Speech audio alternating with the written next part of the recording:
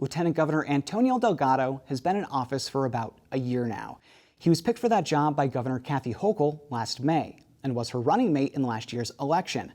Before that, Delgado spent 2 terms in Congress, representing parts of the Hudson Valley, Mohawk Valley, and Southern Tier. But in the past year, he's been busy traveling across the state for events, leading New York's regional economic development councils, and heading the state's efforts to combat hate and bias. So to chat more about his work and what he's been up to, the LG joined us this week in the studio. Lieutenant Governor, thank you so much for being here. I appreciate it. Good to be here. So you've been in office a little bit more than a year now. You've been kind of crisscrossing the state doing a whole bunch of things. Can you tell us how it's been going? What have you been doing? It's been great. You know, it's a big state. My old congressional district had 11 counties, and I thought, that was big. Yeah. The Hudson Valley, the Mohawk Valley, Southern Tier.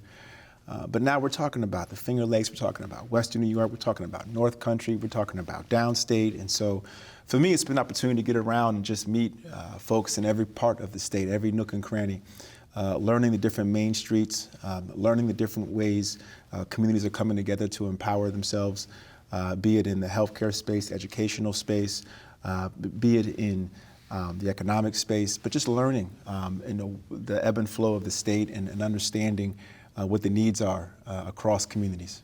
What do people tell you about that? It's got to be a very different job than being a member of Congress, which you formerly were before this. When you're a member of Congress, you're really dealing with your district directly. As Lieutenant Governor, you have to go all over the state and talk to a whole bunch of people. Yes. What do they tell you? Well, first I want to say, when you're in Congress too, you're focusing on legislation. Yeah. Right. You're focusing on how to make policy into law that will have a direct impact on the constituents you represent. Intellectually, it's a different endeavor in the executive side. You're mindful, obviously, of legislation, but you're not responsible for ushering any legislation through. Right. So what I've learned is a lot of it is about understanding what the vision is, right? Ultimately, where are we going? How do we knit all of this together in a way that is a narrative that people can be inspired by and can feel encouraged by? And I think, whether it's addressing affordability, comprehensively, whether it's making sure that we are empowering all communities, particularly those communities that have been distressed or that are distressed or that have been overlooked or marginalized. So we talk about economic growth, we're talking about it in a way that's more holistic. And how do we do that in a more intentional way? And I think people are thirsty for that type of prioritization, where they truly believe that every community is seen, every community is heard, and every community is empowered. Not through a one-size-fits-all approach, because that wouldn't make sense. That means you have to be on the ground, you got to do the work, and you have to understand what's unique about every community. For me, some issues get more attention on this show and in my life because I find them more personal to me. 2 of them, mental health, criminal justice. I like to focus on those quite a bit. As you're traveling the state, I assume certain issues are on your mind as well. What stands out to you?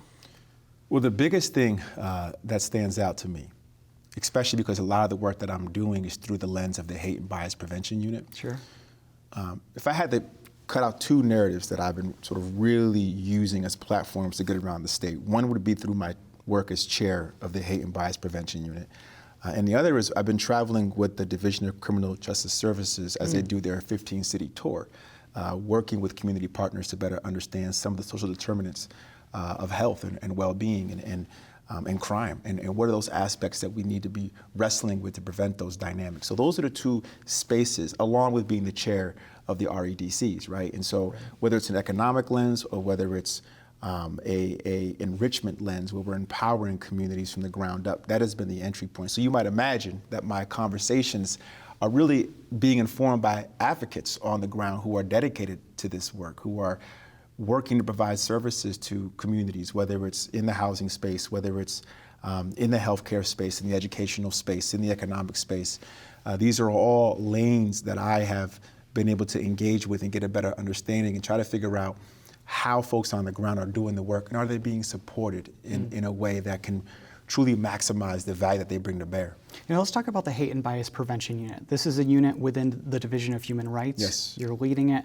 There are also regional regional groups, I guess. I don't know what they're called. Councils. Yes. It might seem obvious, but what's the work intended to do of those councils? So a lot of the work around hate and bias up to this point, I think, has typically been about reacting. Yeah.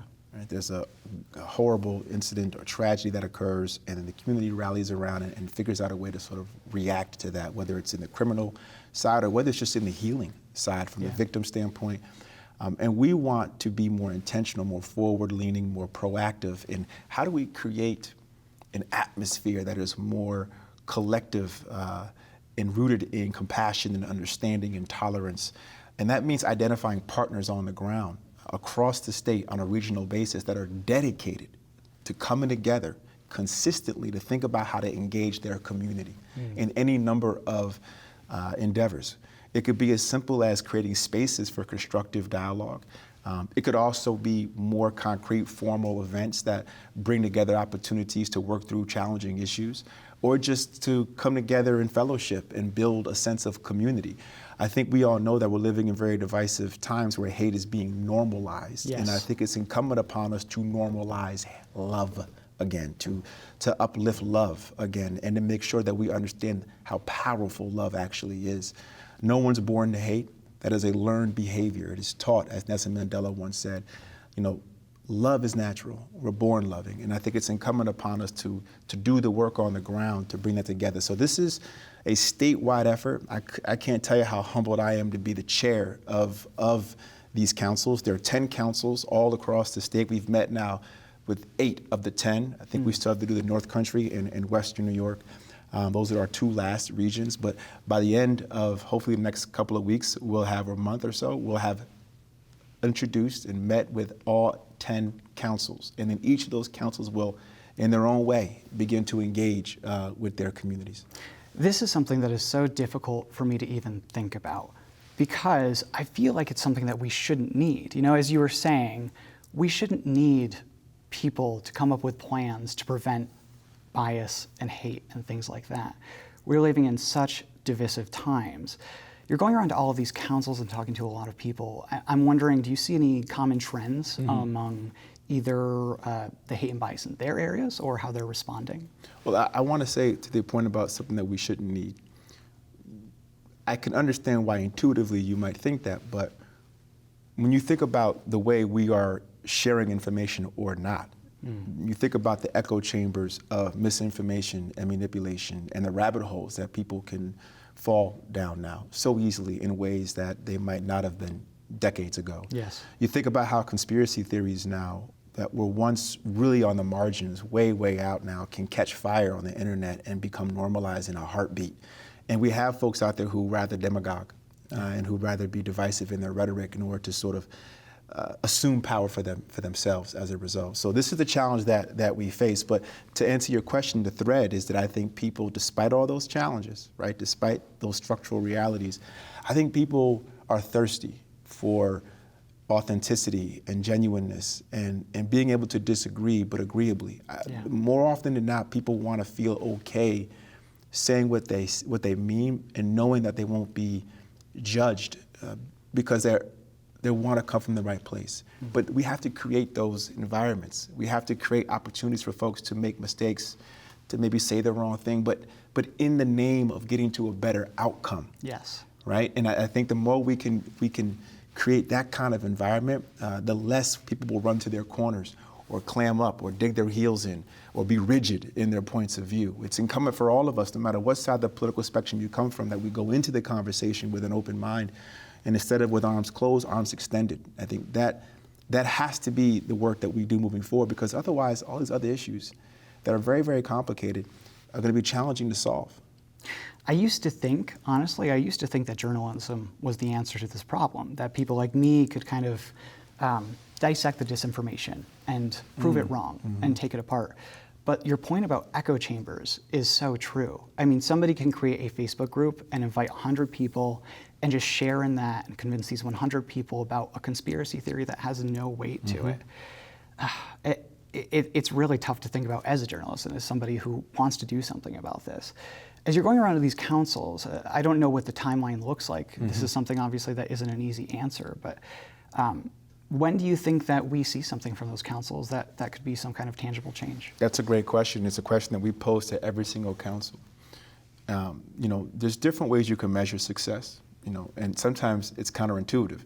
For example, if we end up getting more outreach in certain communities where people are experiencing hate and they are sharing that they've encountered something, you could argue that, well, that's not a good indication that we're actually having success. But on the contrary, it could mean that the environment now is such that more people feel comfortable sharing, right, what they feel. So we could actually see stats that on the surface might look counterintuitive or counter to the objectives, but actually when you really analyze them, it just means that we're actually getting the conversations going and that people are willing to have these discussions and make themselves vulnerable in the first place. So I give that as an example to say it's hard. It's not an easy way initially to figure that out. And I charge the councils to do the work with, of course, our assistants to figure out what are some of those concrete things they can do, tangible things they can measure over the course of the next year. I think first and foremost, as you might appreciate right now, just getting these councils together and having them communicate and figure out ways to engage each other was the initial start. And then, over the next several months, we'll be figuring out within each council, what are those tangible, concrete things that we can measure 6 months out from now? I don't know how involved you are in the budgeting process, but do you think this kind of work would inform the kind of budgeting that the state does in the future for nonprofit groups that maybe offer some services to combat hate and things like that? Everything that I try to do, whether it's in the Hate and Bias Prevention Unit or whether it's visiting distressed communities to better understand the dynamics on those grounds, is with an eye towards how we at the state level can better allocate our resources to empower communities in a more thoughtful and more equitable way. It's that simple. And so ultimately we have to do all we can at the state level to be as informed as we can. And that means being informed not by just the folks who are very equipped to inform, right? But to be informed by everybody across the state, whether or not they have the capacity to share or not. It is incumbent upon us to go there, to be present, to be seen, to be heard, and to listen to every community to better understand.